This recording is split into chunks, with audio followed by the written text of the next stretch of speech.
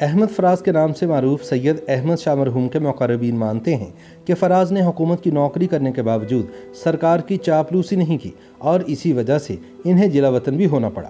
تاہم فراز کی مزاحمتی شاعری آج بھی باطل قوتوں کے خلاف جدوجہد کے لیے مشعل راہ کی حیثیت رکھتی ہے۔ 12 جنوری سن 1971 کو کوہاٹ میں آنکھ کھولنے والے سید احمد شاہ المعروف احمد فراز، جنہوں نے ایک زمانے میں فوج میں ملازمت کی کوشش کی تھی، اپنی شاعری کے زمانہ عروج میں فوج میں آمرانہ روش اور اس کے سیاسی کردار کے خلاف شعر کہنے کے سبب کافی شہرت پائی۔ انہوں نے ضیاء الحق کے مارشل لا کے دور کے خلاف نظمیں لکھیں جنہیں بہت شہرت ملی۔ مشاعروں میں کلام پڑھنے پر انہیں ملٹری حکومت نے حراست میں لیا، جس کے بعد احمد فراز کو خود ساختہ جلا وطنی بھی برداشت کرنا پڑی۔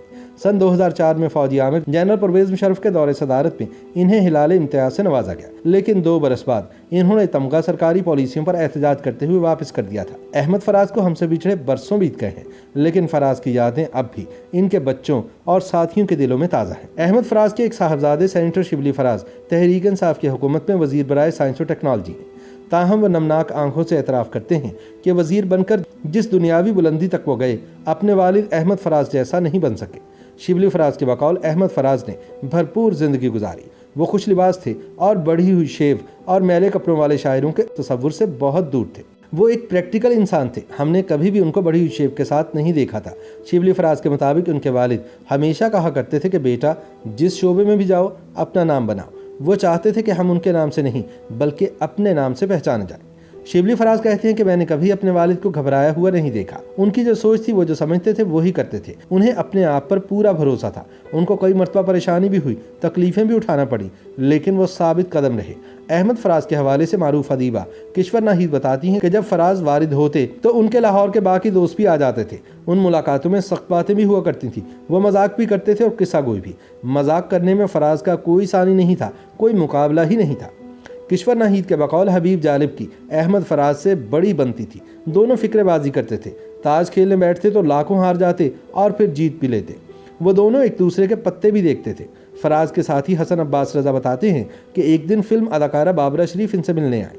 فراز صاحب نے مجھے بھی بلا لیا۔ ہم لوگ بیٹھے ہوئے تھے تو بابرہ شریف نے فراز صاحب سے کہا کہ آپ کا آٹوگراف چاہیے، لیکن میرے پاس بک نہیں ہے، تو آپ میرے ہاتھ پر آٹوگراف دے دیجئے۔ اس پر فراز صاحب نے کہا کہ ہاتھ پر نہیں، میں تو گال پر دوں گا۔ اس پر بابرہ شریف اور فراز صاحب دونوں ہنس دیے۔ شاعر اور سماجی کارکن حارث خلیق کے مطابق احمد فراز کی شاعری میں ایک ارتقاء دیکھنے کو ملتا ہے۔ ان کے مطابق فراز نے اساتذہ سے بہت اکتساب کیا، جس کی جھلک ان کے ہاں آپ کو جا بجا نظر آتی ہے۔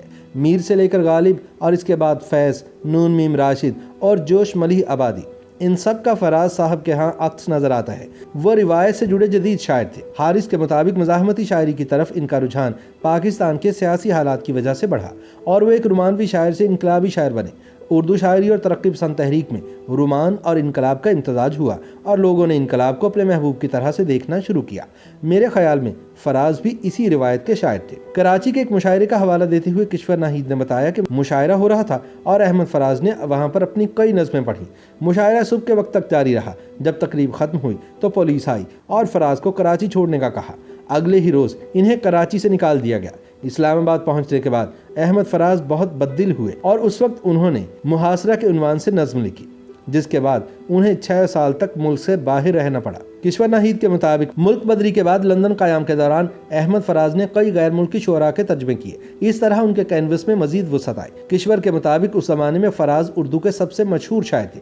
فراز نے سرکار کی نوکری کرنے کے باوجود سرکار کی چاپلوسی نہیں کی، اسی وجہ سے انہیں جلا وطن رہنا پڑا۔ دوسری بات یہ ہے کہ فراز نے چمچہ گیری بھی کبھی نہیں کی۔ اپنے والد کے آخری ایام کا ذکر کرتے ہوئے سینیٹر شبلی فراز بتاتے ہیں کہ احمد فراز ویزے کے سلسلے میں کینیڈا کے سفارت خانے گئے تھے اور پارکنگ میں لٹکھڑا کر گر گئے، جس سے ان کے گھٹنے اور سر پر شدید چوٹیں آئیں۔ ان کے مطابق گھٹنے پر لگنے والا زخم زیادہ شدید تھا، جس میں انفیکشن ہو گیا۔ اس کے بعد احمد فراز کو دل کا دورہ بھی پڑا۔ سچ کہوں تو میری ان سے آخری بات نہ ہو سکی۔ میں جب پہنچا تو ان کو آکسیجن لگی ہوئی تھی۔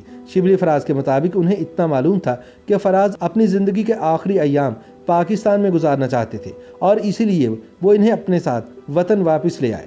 اپنی زندگی کے آخری 24 دن احمد فراز نے اسلام آباد کے ایک اسپتال میں گزارے اور بالآخر 25 اگست سن 2008 کو 76 برس کی عمر میں خالق حقیقی سے جا ملے۔ YouTube पर गूगली एंटरटेनमेंट देखने के लिए youtube.com की सर्च बार में गूगली एंटरटेनमेंट टाइप करें। गूगली एंटरटेनमेंट के पेज पर सुर्ख रंग के सब्सक्रिप्शन वाले बटन पर क्लिक करना ना भूलिए। YouTube पेज पर अपलोड होने वाली वीडियो से बाखबर रहने के लिए बेल आइकॉन पर क्लिक कीजिए। आपको हर नई वीडियो के बारे में नोटिफिकेशन मौसूल हो जाएगा।